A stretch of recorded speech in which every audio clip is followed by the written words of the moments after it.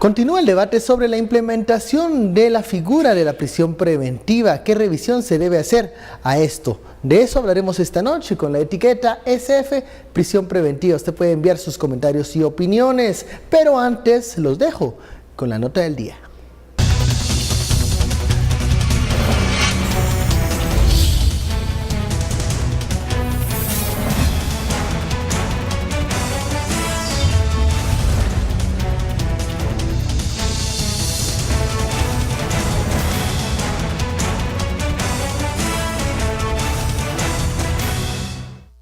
El abogado Luis Mérida, defensor del doctor Jesús Oliva Leal, indicó que los jueces del Tribunal Undécimo no se percataron de la gravedad de su estado. Por su parte, el abogado Alejandro Balcells responsabilizó al sistema penitenciario. De acuerdo a la ley, son los responsables de la atención de la salud de los presos y el doctor Oliva estaba bajo el control y su cuidado. ¿Quién es el responsable de la muerte del doctor Oliva? Yo diría que el sistema penitenciario, independientemente del abuso que se ha cometido o que se pudo haber cometido con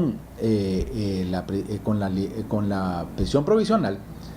El sistema penitenciario sabía que tenía una depresión. En reiterados casos, los defensores de derechos humanos han denunciado el abuso a la prisión preventiva. El último informe realizado en la Procuraduría de los Derechos Humanos ha documentado 114 casos de personas que sufren la prisión preventiva prolongada. Actualmente existen 11.000 casos guardando prisión preventiva. Hay circunstancias por las cuales no se puede otorgar una medida sustitutiva de la prisión preventiva. Por ejemplo, cuando la persona puede darse a la fuga, caso que pues no era con el doctor, era una persona de arraigo. Hace mucho tiempo que el sistema penitenciario se encuentra colapsado, dijo Balcells, y ante un Estado impune no hay nada que funcione. El sistema penitenciario es lo más corrupto, lo más ineficiente y lo más descarado que existe en el sistema de administración pública del país. Y no ocurre absolutamente nada. El 19 de mayo, un grupo de los familiares de los sindicados manifestaron para exigir medidas sustitutivas y celeridad del proceso. En los próximos días, el Procurador de los Derechos Humanos presentará un informe denominado Los Presos Olvidados, en el cual se evidencian casos de personas que han guardado prisión preventiva por más de 15 años. Bienvenidos a Sin Filtro, noche de martes. Continuamos con este debate. Ayer abordábamos en uno de los bloques esta trágica noticia del suicidio del doctor Jesús Oliva, que tenía un cuadro de depresión crónica y que no fue atendido, según las informaciones que teníamos, por el sistema penitenciario. ¿Qué pasó en ese caso? Y también el debate sobre la implementación de la prisión preventiva. De eso hablaremos esta noche. Usted puede enviar sus comentarios y opiniones con la etiqueta SF Prisión Preventiva. Damos la bienvenida a nuestros analistas, Philip Chicola y Estoro Zapeta. Muy buenas noches. Buenas noches. Comencemos con el primer tema, la figura polémica, controversial de la prisión preventiva. Se está abusando de ella. Ayer ya hablábamos unas primeras opiniones, criterios sobre esto y la responsabilidad de lo que sucedió también específicamente en el caso del doctor Jesús Oliva. Philip. Bueno, muy buenas noches. Yo quisiera tal vez empezar con la siguiente reflexión. Yo creo que todo el debate de la prisión preventiva lo estamos abordando desde una perspectiva muy superficial, porque lo estamos abordando exclusivamente desde la perspectiva de es que algunos solo piden y aplican prisión preventiva y otros que quisieran que la figura no se aplicara. O sea, como que fuera un debate de blancos y negros.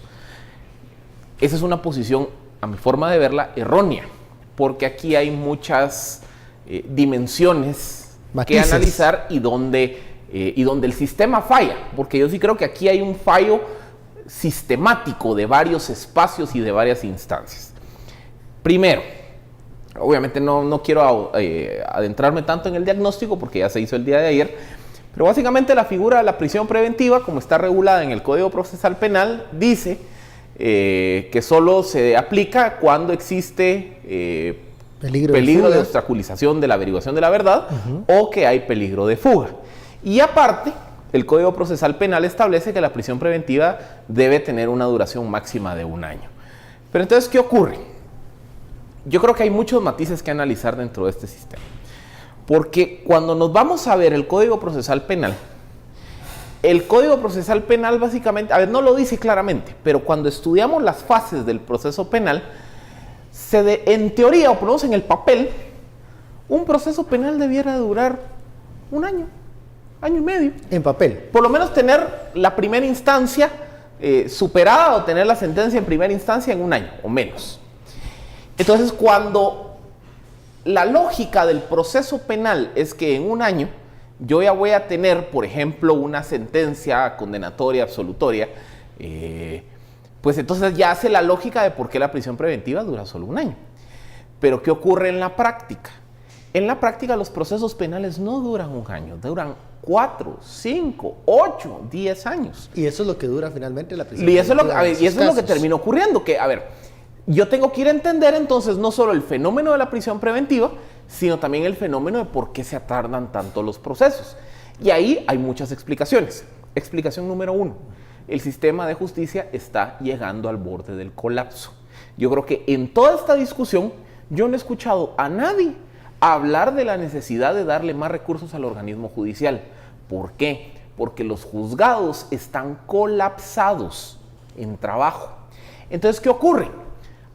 En muchas ocasiones resulta que el juez ordena que la investigación se tiene que dar en un periodo de, 3 meses y establece audiencia para conocer la fase y el acto conclusivo de la investigación. Si hoy estamos en el 12 de junio, la establece para el 12 de septiembre. Ajá. Así debiera de operar el sistema. Pero ¿qué termina ocurriendo en la práctica? Que ese juzgado lleva demasiados casos. Entonces resulta que esa audiencia no se lleva el 12 de septiembre. Y se va aplazando. Se va aplazando y aplazando y aplazando y llega enero, febrero, de marzo, casi se tarda un año. Entonces, una primera reflexión está asociada a recursos. Segundo, hay ocasiones en donde las audiencias se aplazan por falta de espacio. Eso hay que atenderlo. Pero tercero, yo he propuesto en diferentes momentos y en diferentes espacios la necesidad de revisar las dinámicas procesales, no solo procesal penal, sino el tema de los amparos. ¿Por qué? Porque resulta que aquí hablamos de la sobrecarga de los juzgados de instancia.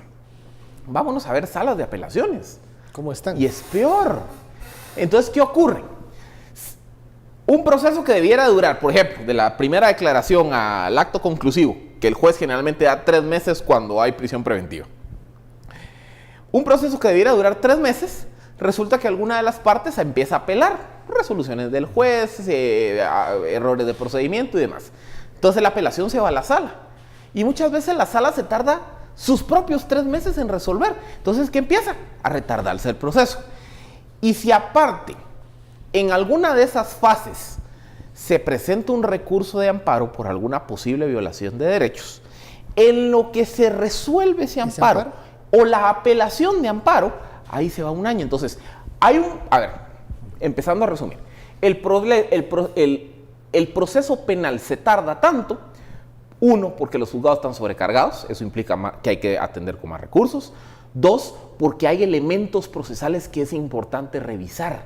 O sea, yo sí he sido crítico.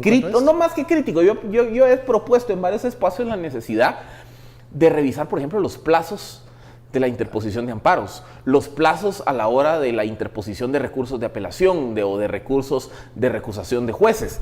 Y sobre todo también, si vamos a fortalecer y dotar de más recursos a los juzgados de instancia, hay que hacer lo mismo con las salas. Porque por eso les digo, esto es un primer acercamiento. Un primer problema del proceso penal en Guatemala es que dura demasiado. Y como dura demasiado, los que están sujetos a prisión preventiva se quedan, su suerte está atado a esa duración excesiva del proceso. De plazos. Hablábamos ayer también que el sistema de justicia tiene que buscar alternativas, Estuardo, para que estos plazos no se alarguen, como lo hemos visto en estos casos, 2 a 3 años. ¿Qué más se debe hacer para revisar que estos procesos no se queden en estos limbos en donde siguen, se están presentando acciones legales, amparos? Hay gente que está en prisión preventiva, que está 3 años guardando prisión y no está siendo condenada en ningún momento. Y yo voy un poquito fuera del sistema que está explicando Philippe, que es el sistema, básicamente el sistema penal.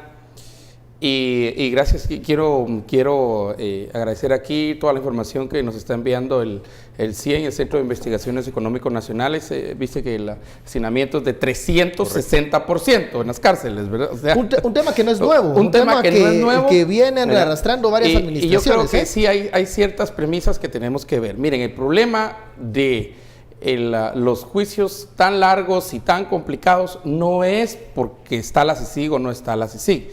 Y tampoco es porque la CICIG metió gente a la cárcel. Simple y sencillamente, este es un problema que traemos desde antes de los acuerdos de paz. De hecho, yo escribía hoy, respondiendo a un comentario, creo que en Twitter, que ya desde los tiempos de y yo sé que mucha gente es muy joven en Guatemala, no vivió esos tiempos.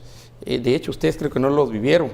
El tiempo de la mano blanca, jaguar justiciero, el tiempo en el que en nombre de la prisión te iban a traer para meterte en una prisión, pero en realidad era un nivel de tortura lo que había ahí, y eso estoy hablando del conflicto armado, ¿verdad? Entonces, eso ya lo trae, esa maña de meter a la gente en prisión ya la traemos de mucho atrás. Luego vinieron los acuerdos de paz y Minugua tenía también un gran debate con relación a la prisión preventiva, y creo que el número de gente que estaba en prisión preventiva era la mitad o menos de la mitad de lo que tenemos hoy, ¿verdad? Entonces, es un problema que está arraigado en nuestra cultura, y está tan arraigado en nuestra cultura que nosotros miramos que si un juez no envía a la cárcel a un delincuente o presunto delincuente, porque ahí todavía es presunto, la prisión preventiva es precisamente en la etapa de presunción, donde tiene todo el derecho de defenderse. Entonces decimos, qué juez más aguado, ese juez es un tal por cual, ya es un comprado, ya es un... O sea, si no ves sé un qué abuso de la figura de la prisión preventiva, entonces, que responde a ese clamor de justicia. Pero está en la cultura que nosotros, porque nuestro error dentro de nuestra percepción cultural es que meterlo a la cárcel y ya, el problema se curó. Bueno, hay una percepción de falta de acceso a la justicia en la sociedad. Eso entonces y el juez que no mete a la cárcel a cualquiera que diga, ese es un juez malo, ese es un juez aguado, ahora, ese es un juez... Pero los jueces deben de tomar estas decisiones apegadas a derecho. Entonces, si están abusando de la figura de prisión preventiva, tendrían una responsabilidad también los jueces. ¿Por qué crees que hay ciertos juececitos que se volvieron rockstars y todo el mundo, ¡bravo! ¡El juez bravo! Todo el mundo con el juecito rockstar. Porque metió a la cárcel a todo mundo. Porque respondía al clamor popular. Exactamente, y el clamor popular, ¿cuál es? Cárcel. Métalo preso, métalo preso. Ese era el clamor popular. Ahora, lo que estamos viendo es que el clamor popular no es necesariamente... Ahora, ese clamor popular no pedía que estuvieran 3 años encerrados, sino que caminara el juicio de forma rápida. El clamor popular, solo con meterlo a la cárcel y verlo enchachado ya... por lo menos, aunque sea... O en el gallinero, como dirían algunos. Se hizo justicia. Verlo enchachado y yendo a prisión preventiva, la Mara en Guatemala dice, qué buena onda, lo metieron preso a y se hizo justicia. Pero no están condenados. Justicia. Pero no están condenados. No, pero por creemos que es justicia. Y por eso, en tu explicación, yo creo que entender el proceso es lo que nos lleva a ver que la prisión preventiva no necesariamente es ni parte de la justicia. De hecho, en cierto momento la prisión preventiva, y el mismo Procurador de los Derechos Humanos lo ha dicho, y lo dijo en el caso de este fiscal, ¿verdad? De Ronnie López. El mismo Procurador de los Derechos Humanos, que parecería una cosa extraña, y por lo que entiendo viene un estudio de esta naturaleza, el abuso de la prisión preventiva se ha convertido en una violación del derecho mismo, del derecho de la persona a siquiera defenderse. ¿Cuál era el caso, repito, de este señor Ronnie López? Que no sé cuántos días habían pasado, pero creo que más de 100, y no le decían, pero ni por qué estaba ahí. Es que ahora no, pero es que con el caso de Ronnie López es peor todavía, porque él ni siquiera está bajo la figura de prisión preventiva. Él está bajo una figura que ni existe, que es la prisión provisional. ¿A qué se refiere la prisión provisional? Miren, la prisión provisional se refiere a ese periodo entre el cual las fuerzas de seguridad detienen a una persona y el detenido rinde primera declaración. La Constitución Política de la República de Guatemala establece que eso tiene que ocurrir en un marco máximo de 24 horas. Okay. ¿Cuál ha sido el problema aquí? Y esto no es un problema de los últimos 3 años, esto viene desde que yo tengo memoria. El problema aquí ha sido que las fuerzas de seguridad vienen y detienen a las personas, o se emiten las órdenes de aprehensión. Pero por lo sobrecargado de los juzgados, los juzgados no pueden programar las audiencias de primera declaración en las 24 horas inmediatas.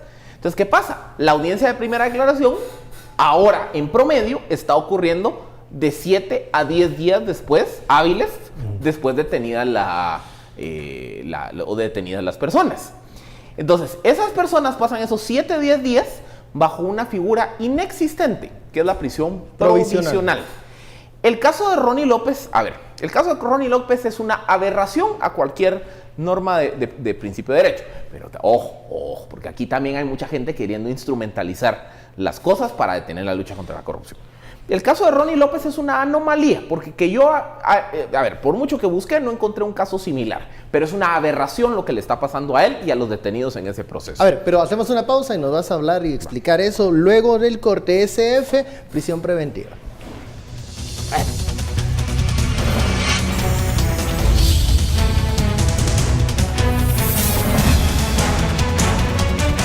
Regresamos a Sin Filtro, gracias por su preferencia. La etiqueta SF, prisión preventiva, tiene la palabra Philip Chicola. Entonces, regresando al caso de Ronnie López. Como les digo, el caso de Ronnie López es una aberración a todo principio de justicia. Digamos que Ronnie López, pero hay 3 o 4 detenidos más en ese proceso. Porque es una aberración, por lo que les mencionaba.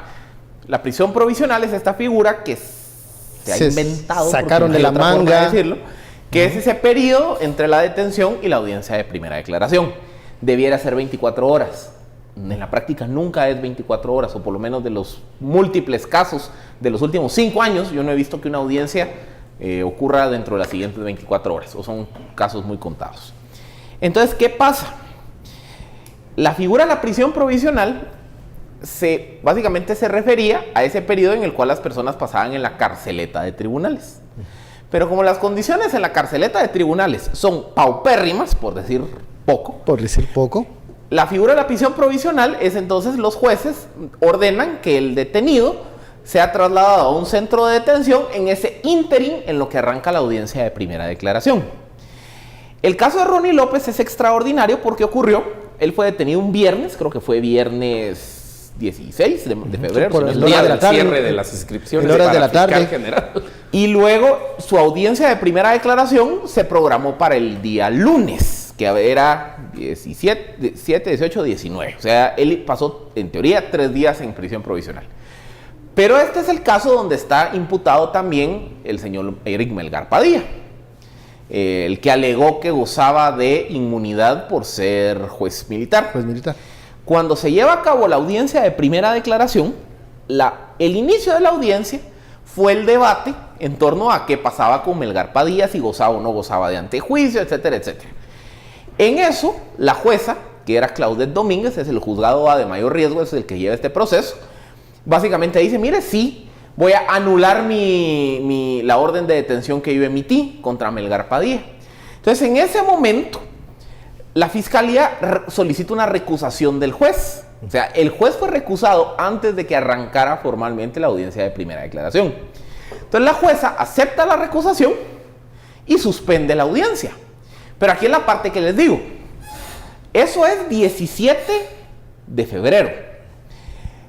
Esa recusación se tardó más o menos 2 meses, casi 3 meses en resolverse por la sala de apelaciones de mayor riesgo, que es la sala de apelaciones que lleva control sobre los juzgados de mayor riesgo. Entonces, ¿qué pasa? En esos 3 meses, Ronnie López y las otras personas detenidas estaban en un limbo. Literalmente, estaban en un limbo. No se les había informado porque ni siquiera habían rendido primera declaración, pero como la jueza había dictado prisión provisional y esa jueza se recusa, o es recusada, mejor dicho, entonces digamos que nadie resolvía la situación de él. Y por eso es que el PDH presenta digamos que una sanción de conciencia contra el organismo judicial, diciéndole, mire, ¿cómo así que se tarda 3 meses y ni siquiera ha tenido audiencia de primera declaración? Eventualmente la sala resuelve y ordena que sea el juzgado B, el de Miguel Ángel Gálvez, el que conozca el caso. Pero para entonces ya pasaron 3 meses más y un poquito más en lo que estas personas están en prisión provisional. Ese es un problema, pero resulta que después hay otro problema. Otra vez, el Código Procesal Penal no lo dice explícitamente, pero cuando ustedes miran la lógica sobre las audiencias de primera declaración, digamos que se sobreentiende que el Código Procesal Penal espera que la audiencia de primera declaración salga en un día, por ejemplo. Supone. O en menos, supone. Porque digamos que él no contempla eventualidades como la que les voy a poner ahorita y que hemos visto en los últimos meses o años. Cuando resulta que una audiencia tiene 40 imputados con volúmenes de pruebas o de indicios, mejor dicho, de investigación, que hay casos muy así significativos, presentados, en donde esos 40 imputados, los 30 declaran y sus 40 abogados declaran. Mentira que la audiencia se corre en un día. Entonces, por eso es que hemos visto audiencias de los casos más grandes de los últimos años que se tardan hasta 2 meses. Entonces, ¿qué pasa? El detenido, bajo la figura de prisión provisional, está esperando. Porque realmente hasta que no termine la audiencia de primera declaración no se resuelve su situación jurídica. Y entonces el Código Procesal Penal no contempla qué hacer en esos casos en donde la audiencia, por lo extensa, se tarda 60 días. Y mientras tanto hay una detención ahí. Entonces, eso es otro mal del sistema que hay que atender. El Código Procesal nunca vio ese escenario. Por eso, y como ya hablé mucho ahorita, en la siguiente, yo tengo una idea o una propuesta ¿Cómo resolver esto? digamos que una reglamentación mucho más amplia de toda esta discusión. Que yo creo que aquí necesitamos algo más que le diga, sí, métanlos a todos a la cárcel versus no, sáquenlos a todos de la cárcel. No, esto no es un asunto. Esto no es de blancos y negros. Yo creo que aquí se necesita una regulación integral de la privación de libertad de las personas en estos casos que están, digamos, que ni siquiera están contemplados en el proceso guatemalteco. En el corte hablábamos y aquí reflexionábamos sobre también la cultura de la población, ¿no? Que muchas veces ve la prisión preventiva como parte ya de la condena hacia este funcionario o personaje de alto nivel, porque cree, o mejor dicho, no cree que el sistema de justicia va a llegar a condenarlo en un juicio o que en el ínterin del proceso legal va a encontrar alguna salida y va a recobrar su libertad. Entonces muchos dicen, al menos estuvo 1 año en la cárcel, pero ojo, no fue condenado por nada o no ha sido condenado aún. ¿Qué está pasando culturalmente con esa expresión de al menos estuvo en carceletas? Mira, primero, digamos, aplacar la ira pública, aplacar la ira del soberano pueblo, digamos, con 1, detenerlo, 2, enchacharlo, 3, verlo en la carceleta, 4, llevarlo a esta cosa de prisión preventiva. Me parece a mí que es, digamos, y quedarse ya casi como satisfechos de que por fin se hizo justicia, es desconfiar de todo el sistema de justicia. Yo creo que desde el inicio no creen en el sistema de justicia. Entonces, aunque sea la vergüenza pública, aunque sea la vergüenza social, aunque sea el escarnio público, ¿verdad? Entonces la gente se siente, hubo justicia. Lo siento, eso no es justicia. Si creemos que eso es justicia, detener, enchachar, la bajadita, ¿cómo es que le dicen a esa? El caminito de la vergüenza. El caminito de la vergüenza ese que va para abajo ahí. Y luego la carceletía ahí el gallinero, como le dicen, ¿verdad? Y luego pues se va a su prisión preventiva y creemos que eso ya es justicia. El error es nuestro entonces. Tenemos una concepción bien equivocada de lo que es justicia. No ha llegado pero ni a primera declaración. Ahora, pero Starro, a veces se entiende ese síntoma social de no creer en el sistema de justicia. Veamos los números de cuánto teníamos de porcentajes de impunidad. O sea, sí, la verdad es que nadie creía que el sistema de justicia operaba. Sí, pero vamos a ver. ¿Hay que cambiar esa concepción? Sí. Sí, pero se entiende por qué la gente no cree. Pero a veces sale más caro el remedio que la enfermedad. Claro, porque a veces sale más caro el remedio que la enfermedad. Y se vuelve más injusto el remedio que la enfermedad. O sea, aquí hay que tener mucho cuidado. Aquí hay varios comentarios. Sí, que ese Ronnie es un tal por cual es Ronnie. No estamos viendo la cualidad ni la calidad de Ronnie. Pero podría ser otra persona, podría ser usted mismo. Podría ser usted. Podría ser usted, podría ser yo, podría ser vos, podríamos ser cualquiera. Pero, digamos, vamos a lo que tenemos hoy y es esto. Segundo punto, o sea, es la desconfianza en el sistema de justicia, pero el segundo punto para mí también es muy, muy fuerte y muy fundamental, ¿ya?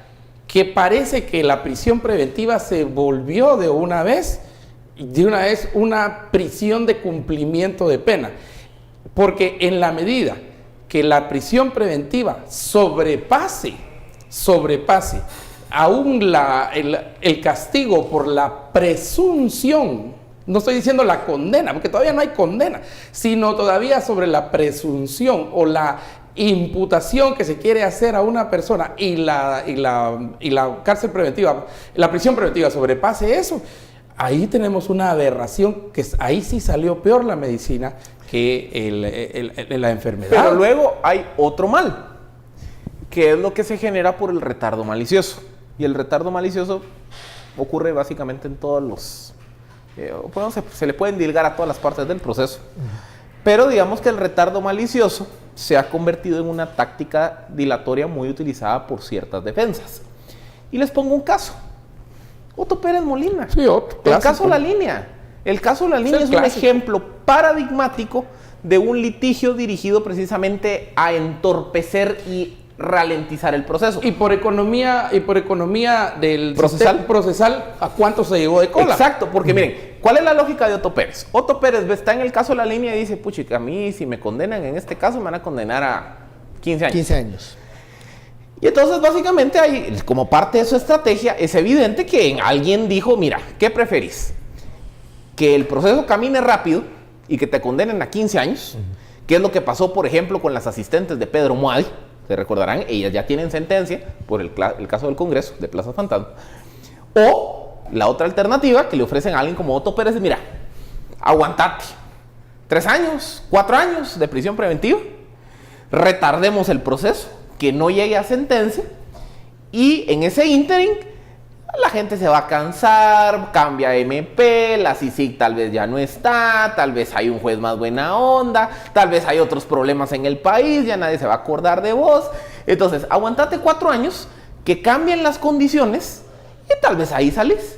Entonces, ante la posibilidad de que me condenan a 15 años por 3, 4, que es lo que enfrenta Otto Pérez, a la posibilidad de, bueno, se aguanta 3, 4 años de prisión preventiva, entonces, ¿qué hacen? Recurren a la táctica dilatoria de evitar que llegue el caso a sentencia. Pero ¿cuál es el problema? Lo que decía Estuardo. Por economía procesal, los 50 y tantos procesados en el caso La Línea, todos están sujetos a una misma unidad de audiencias. Entonces, ¿qué pasa? Y si alguien lo retrasa... Si uno presenta un amparo, una recusación un día antes de la audiencia de fase intermedia, o si cuestiona no sé qué, todo el grupo... se tiene que esperar. Entonces, ¿qué pasa? Ahí también hay un retardo malicioso de justicia. ¿Por qué? Porque imaginémonos que dentro de los 50 y tantos imputados hay un inocente. O hay alguien que tuvo alguna participación marginal en el proceso. Y que los 2 años que lleva ahí o los 3 años que lleva ahí, ya en realidad... Esa es una persona ya está, pasó. Que lo que le interesa es que el proceso pase. Que avance, que llegue a su fase final. Inocencia. Bueno, 19 de ellos ya se quejaron. 19 de ellos dijeron, miren, vamos, ¿qué pasa? Ellos no pueden demostrar su inocencia en el juicio porque hay otros actores procesales que le están metiendo el desarmador al proceso. Vamos a una pausa, un corte, regresamos. La etiqueta SF Prisión Preventiva.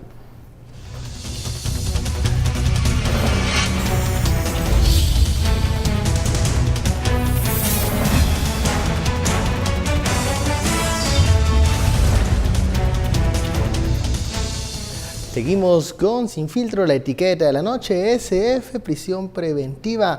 Philip Chicolat, ¿tiene algo que decir? Y una última. A ver. Que miren, también aquí hay otro problema. Y es que sumado al litigio malicioso. A todo lo que ha habido, porque por eso hablamos de que el sistema de justicia colapsado. Digamos que los procesos tienden a retardarse demasiado. Hay estrategias de litigio malicioso. Digamos que hay el mismo Código Procesal Penal no estaba diseñado, no contemplaba muchas de las eventualidades que han venido surgiendo en los últimos años. Y hay una última.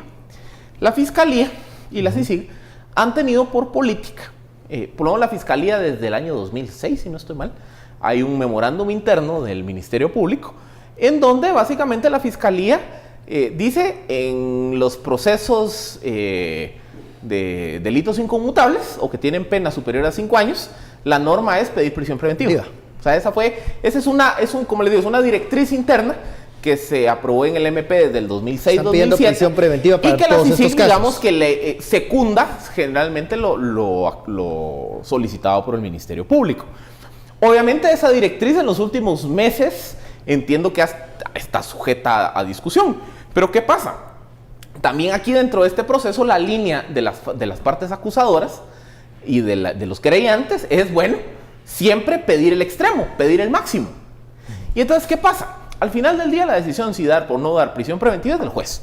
Claro. Y entonces ahí es donde entra... Y yo te pregunto, ¿el juez tiene este criterio? Todos los problemas que hemos enunciado acá, un sistema de justicia colapsado, que los plazos realmente solo en el papel se cumplen, que existe esta herramienta de litigio malicioso, al momento de implementar esta prisión preventiva. Lo que pasa es que... ¿O prisión provisional? Miren, al final la decisión de la prisión preventiva es una decisión del órgano jurisdiccional. O sea, dígase de forma sencilla, la decide el juez, bajo su criterio. Cierto, tienen los criterios de ley, pero por ejemplo, yo he escuchado en audiencias casos donde, por ejemplo, el Ministerio Público dice hay peligro de fuga porque es una persona con capacidad económica, entonces puede dar a la fuga fácilmente, a pesar de, por ejemplo, que haya entregado el pasaporte, cosas así. O, por ejemplo, esta persona tiene una relación, digamos, de superioridad jerárquica con posibles testigos del caso. Entonces puede obstaculizar el proceso. O sea, digamos que la operatividad de qué se entiende por peligro de fuga y peligro de obstaculización de la verdad... ¿Es el criterio del juez? Primero, no es, digamos que no hay criterios plenamente determinados. Entonces, por eso, las posturas de la Fiscalía y atrás de la CICIG siempre han ido ir por los máximos. Y entonces, ¿qué pasa? Los jueces entran en una disyuntiva en donde termina pesando mucho su criterio personal, que hay que decirlo así. Y entonces, ¿qué pasa? Vamos a encontrar jueces que son más estrictos versus otros jueces que son más suaves, garantistas, y en medio de todo hay de todo. Entonces, al final del día, digamos que por eso les digo, la ausencia de una delimitación más clara de qué se entiende por esos dos criterios, peligro de fuga y peligro de obstaculización de la verdad, también abre la puerta a mucha discrecionalidad. O sea, no hay requisitos más objetivos. Esto era lo que mencionaba Estuardo en los bloques anteriores, ¿no? O sea, al tener ellos que sopesar estos factores, el peligro de fuga o la obstaculización de la justicia, caemos en esta implementación, algunos dicen, pues exagerada, abusando de la figura de la prisión preventiva, de la prisión provisional, porque no se quieren dar como... digamos, tachados de ser unos jueces muy débiles y tal vez inclinados a dar otro tipo de medidas más suaves. ¿Qué debemos de retomar entonces para tener un criterio más claro de la prisión preventiva? Yo creo que antes de lo que tenemos que retomar, tenemos que proyectar. Y vamos a ver, dentro del plan de la nueva Fiscalía, dentro de la nueva Fiscal General, el plan del Ministerio Público incluye, por ejemplo, la extensión del servicio del Ministerio Público. Automáticamente eso significa que van a entrar más casos. ¿Ya? En la medida que se extienda más el Ministerio Público, fijo que van a entrar más casos. Si no han entrado más, simple y sencillamente porque la extensión también, la cobertura del Ministerio Público es bastante limitada, ¿verdad? Está en que 15, creo que 20% por ahí de nivel nacional. Ok, pero aquí hay una cuestión interesante, porque vos, Felipe, decías, desde el principio hay que fortalecer al OJ. ¿Verdad? Yo te diría, sí, pero también hay que fortalecer al Ministerio Público. Entonces aquí se vuelve, y yo sé que un tercero me va a decir, sí, pero también hay que fortalecer el sistema penitenciario, ¿verdad? Que es uno de los... digamos, como hemos dicho, la eslabones más débiles, ¿no? Es el eslabón más débil, la cenicienta es el olvido, ¿verdad? Porque en nuestra cultura también creemos que una vez el otro está en cárcel, bueno, ya se hizo justicia y ahí ya. Entonces, y no es así. De hecho, la cárcel se vuelve otra vez el círculo donde es una vuelta, es un viraje en U de la criminalidad, y donde no solo se recupera, se fortalece, se empodera y regresa otra vez por otros medios a la calle.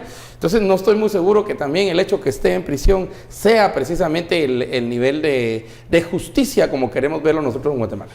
Pero la entrada básica ya de la idea de ampliar cobertura del MP significa que van a entrar más casos, pues. ¿Qué vamos a hacer con eso? Entonces, fortalecer el Ministerio Público. Fortalecer en Guatemala, digámoslo como es, significa más pisto. No nos engañemos. Fortalecer sí la capacitación y todo eso, pero todo lo que digamos de fortalecimiento implica plata.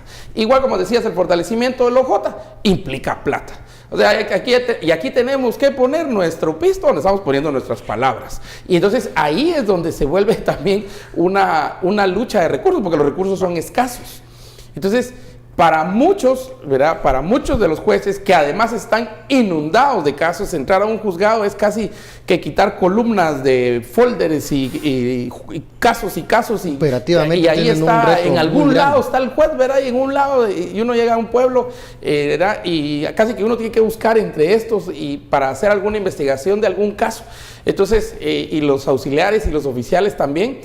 Yo creo que ese fortalecimiento va a tener que pasar, obviamente, primero por más dinero, pero ¿en qué se va a utilizar? Tanto para el OJ también como para el MP. Y la extensión de servicio, tenemos que prepararnos. Ahorita tenemos, digamos, una mora fiscal, una presa fiscal, una avalancha fiscal que va creciendo. Esto sería aproximadamente que 12,000 casos o por ahí se tiene contemplado. De hecho, en el nuevo plan de trabajo del Ministerio Público hay una mesa exclusivamente dedicada, habrá una mesa exclusivamente dedicada solo a este caso. Por ejemplo, ver todos los casos que vienen. Pero luego en el OJ.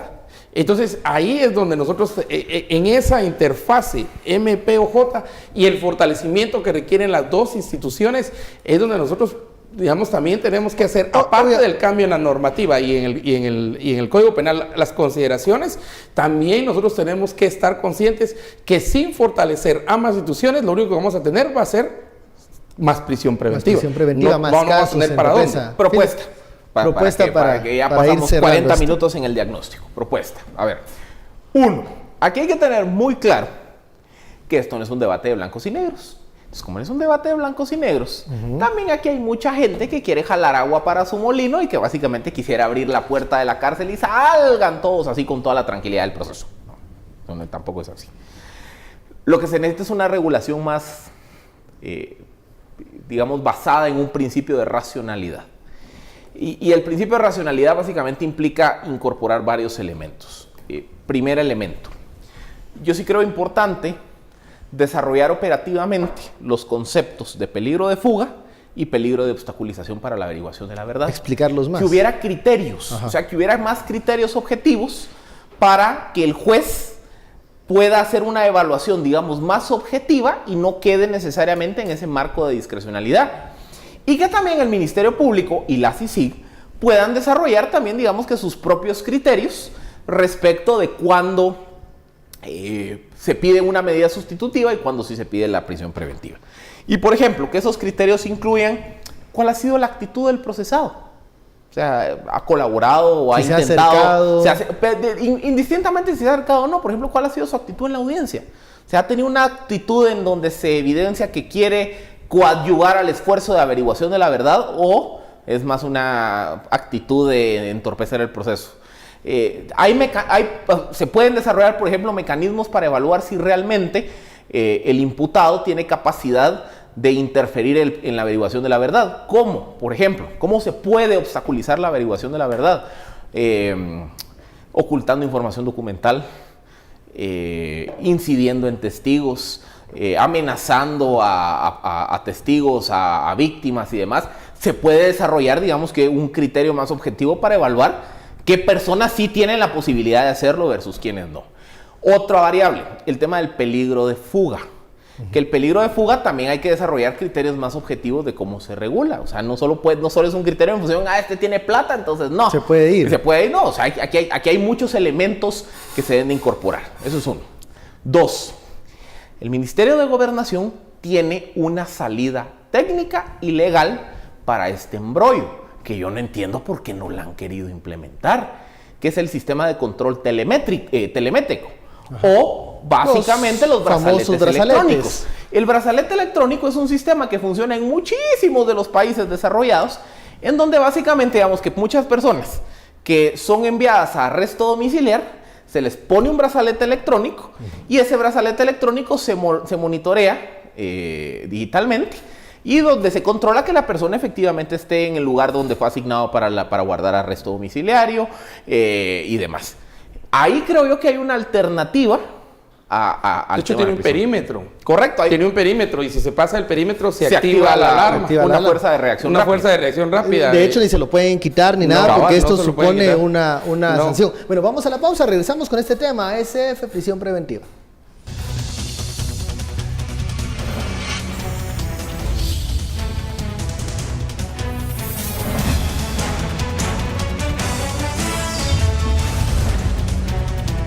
Seguimos en Sin Filtro, gracias por su preferencia. Hoy te he quitado mucho la palabra filtro, así que complementa tu idea. Entonces, por ejemplo, el tema de la prisión provisional, dependiendo de, obviamente, los delitos, se puede minimizar vía, por ejemplo, el control telemétrico, el brazalete electrónico. Brazalete electrónico. Pero el brazalete electrónico también requiere de otro tema, que hay que regularlo, que se entiende por arresto domiciliar.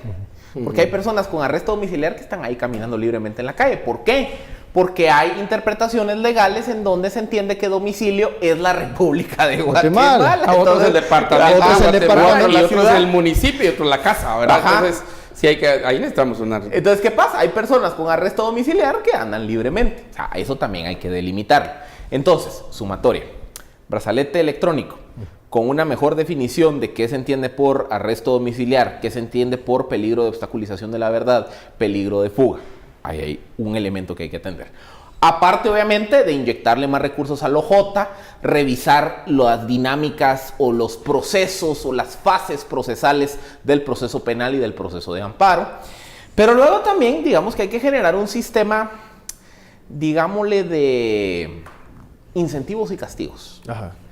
Porque, ¿qué ocurre? Alguien como Otto Pérez, cuyo litigio sistemáticamente ha estado encaminado a retardar el proceso.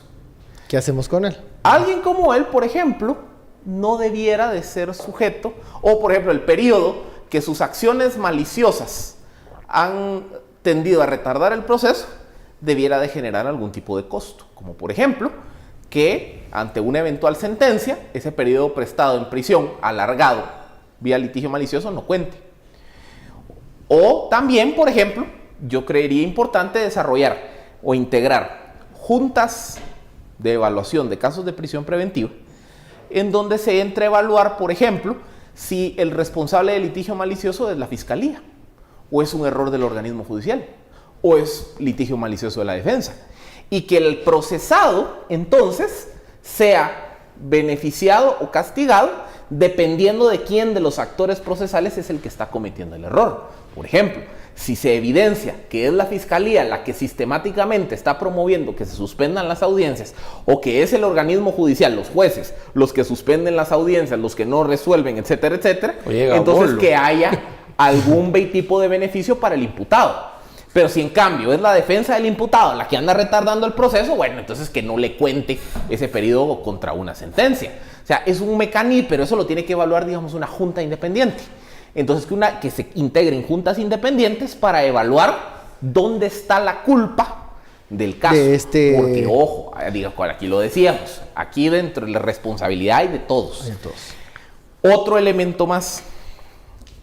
Aquí también es importante generar, por ejemplo, otras alternativas desjudicializadoras.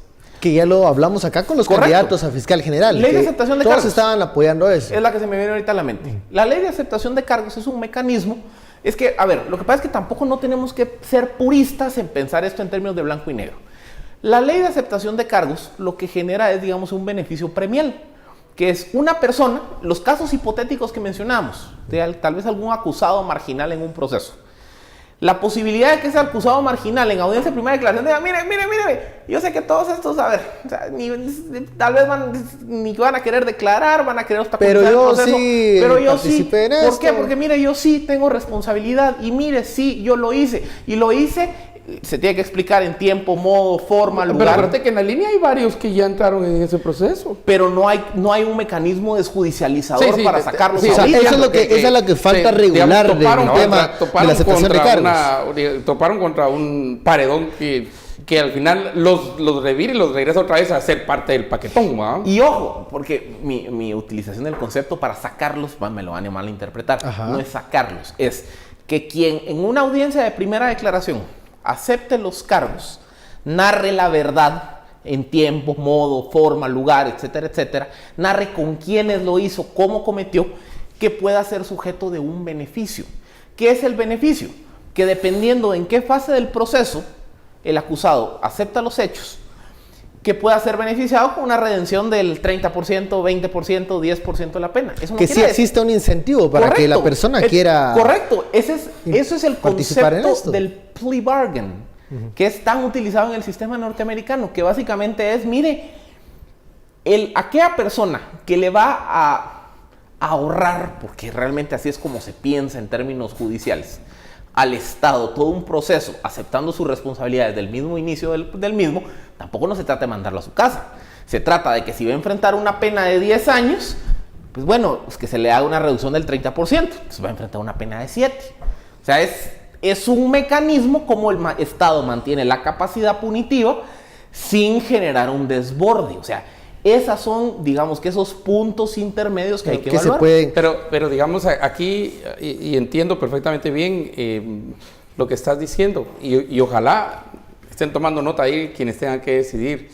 Hay una iniciativa de ley en el Congreso de la República de aceptación de cargos. Y yo creo que le echaron bola negra desde el principio y se va a... Que puede ser solución del problema, también puede complicar las cosas. Y yo creo que nuestro gran tope, y aquí regreso a un punto inicial mío, es la cultura. Nuestra cultura es una cultura carcelaria, ¿ya?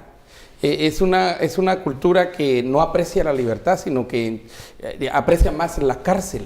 Y entonces para nosotros la cárcel es como, digamos, así como lo más glorioso de la justicia, lo más así apoteósico de la... Es un agujero negro en donde te meten, sí, y no saben más de vos. Hay un problema, y hacen dos preguntas aquí. Van a decir un televidente, ¿y si el cuate es inocente? ¡Auch! Que eso pasa, que eso ha pasado. Pero manda a decir otro televidente que me parece muy interesante. Era que el caso es que en mucho, ¿verdad?, la cárcel preventiva termina siendo, en términos de la población, en términos de nosotros y de nuestra cultura, ya el plea bargain, pues, que lo mandaron ahí. Entonces quiere decir que él, sin juicio ni nada, ya es culpable, y que mediáticamente entonces ya es culpable, ya lo metieron a la cárcel. Entonces quiere decir que ya pagó, ya se hizo justicia, ya se llevó hacia adelante el proceso por el cual el clamor popular, ¿verdad? Entonces yo sí tendría mucho cuidado con eso del clamor popular, primero para los jueces, pero también para el mismo Ministerio Público. De hecho, para repetir algo que estaba diciendo vos, ha sido la CICIG y el MP las que han pedido, siempre piden la prisión. Que en términos generales es, pidamos lo más alto, tal vez nos den abajo. Y si nos dan lo de arriba, pues que... En los delitos incomputables. ¿Cuál juez? ¿Quién siendo juez? Díganme, por favor, en Guatemala le va a decir no a la CICIG, si así llega a la CICIG y todos los jueces, así ve, y no también de la goma, sino del terror que le tienen a la CICIG. Entonces le van a acceder y hasta le van a poner un poquito más, porque es la CICIG, ¿verdad? Entonces yo creo que ahí también nosotros tenemos, y la CICIG también tiene que entrar a repensar que si es cárcel lo que le va a pedir para todos los casos. No, porque ya lo ves. Miren, pues, el caso de los constructores, el caso de financiamiento electoral ilícito. Pero ellos se acercaron, pues. Pero es que ahí está el punto. Es que tampoco no quiere decir que a todos por parejo a la cárcel. No. Ahí es donde tienen que haber criterios. Y ahí hasta hubo resarcimiento. ¿De qué? De parte de los acusados. De parte de los acusados. Pero es que ese es el punto, miren, ese es el punto. Esos son los incentivos que mencionás. Corrupción y corrupción. Más que incentivos, esos son los parámetros objetivos. Ahí está, Machimón salió ganando. Oíme, ¿qué se quiere decir parámetros objetivos? Si yo estoy igual, yo sostengo mi inocencia en el proceso, pero yo estoy aportando pruebas. Estoy diciendo, mire, el Ministerio Público tiene mal esto. Y fíjese que el Ministerio Público dice que tal y tal cosa pasó. No, pasó esto. Mire, señor juez, yo estoy aquí, usted me citó, yo vine. Mire, Ministerio Público, aparte yo le traigo todos estos documentos, revíselos. O sea, cuando la actitud del procesado se encamina a promover la averiguación de la verdad, ese es un elemento, un parámetro, que me tiene que llevar a mí a pensar, mire, este no quiere obstruir el proceso. Entonces, ahí hay un parámetro objetivo para que no se le aplique prisión preventiva. Pero cuando la persona se queda callada y no dice, mejor ni declaro, no, mejor aquí, hagámonos y crucemos los dedos. No. O sea, no, mira, mejor el documento ese, borrártelo, porque no. Esos son parámetros sustantivos que se pueden ir desarrollando, y hay quienes dicen, no, pues si eso es el Código Procesal Penal. A ver, dígame cuál es la definición, los parámetros objetivos de qué es peligro de fuga. A ver, ¿quién tiene peligro y quién no tiene peligro de fuga? ¿Qué se entiende? ¿Tener pasaporte vigente o no? ¿Tener otras nacionalidades o no? ¿Tener recursos para pagarse un ticket de avión o tener recursos para vivir un año en Italia? ¿Tener una casa en Miami versus tener una casa en El Salvador? O sea, ¿qué es peligro de fuga? Eso hay que desarrollarlo bajo elementos más objetivos. Lo mismo esa también, conversación hay que tener. Por ejemplo, peligro de obstaculizar la verdad. Por ejemplo, si yo soy gerente de una sociedad anónima y Estuardo es el contador y entonces el testigo, parte de la información contable es prueba en mi contra. A ver, si yo soy su jefe, yo en teoría lo puedo coaccionar. ¿Eso me genera a mí un peligro de obstaculización de la verdad, sí o no? Bueno, y si no soy el gerente, sino que soy su compañero. Si no soy su compañero, sino soy su cuate. O, por ejemplo, si yo tengo acceso al sistema contable de la empresa, entonces, por ende, yo podría suprimir todos esos documentos. O sea, ¿dónde están los criterios objetivos para definirme realmente, bajo incluso hasta una calificación, qué sé yo, pensando en voz alta, qué es peligro de obstaculizar la averiguación de la verdad? Eso es lo que hay que ir desarrollando para que no quede ese marco de discrecionalidad tan grande. Pero ojo, eso no... A ver, la respuesta tiene que ser integral. No solo tiene que ser desarrollar esos criterios. Tiene que ver el tema de cómo hacer más rápido los procesos, cómo inyectarle más recursos al organismo judicial, cómo el MP y la CICIG, por ejemplo, revisan sus políticas internas de cuándo piden y no piden prisión preventiva. Cómo evitar, por ejemplo, el abuso de los amparos. Y hemos visto todo cambios. Eso empaquetado. Por ejemplo, en el caso del RIC, recuérdense, ahí no hubo detenidos, ahí se citó a los señalados. Entonces, bueno, creo que hemos visto cambios en ese camino. Hay que seguir debatiendo y revisando este tema. Blancos y negros creo que no cabe acá, porque eso ya es... intereses que otras personas están buscando fomentar. Muchísimas gracias, Estuardo. Philip, a usted muchas gracias por su preferencia y sintonía. Esto fue Sin Filtro. Feliz noche. Nos vemos mañana.